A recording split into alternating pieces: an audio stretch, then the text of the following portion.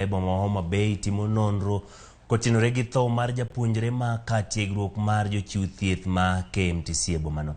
Ringre Ostino Mondi na oyud ka onegi kendo tho remo e genga payo kinyi ma kawuono machiegni kod kar twech ma Homa Bay GK Prison sa 11:30 mar okinyi.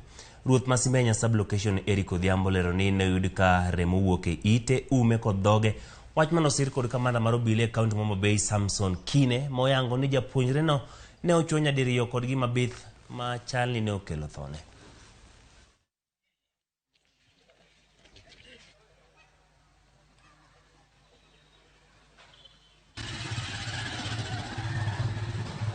Kachio gokinyi clan elder maro gona sime miluongo ni Tito ma kogelo ni body moro nitie monwang' konegi tok prison.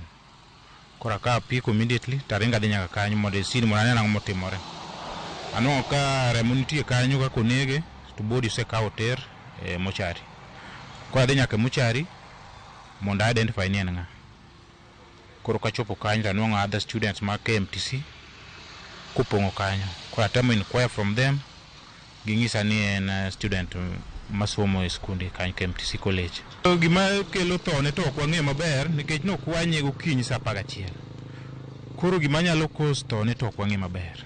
Ogo wiye chalo gima ogo wiye gima madik, alafu bedene gi oridhore chal gima iywaye piny.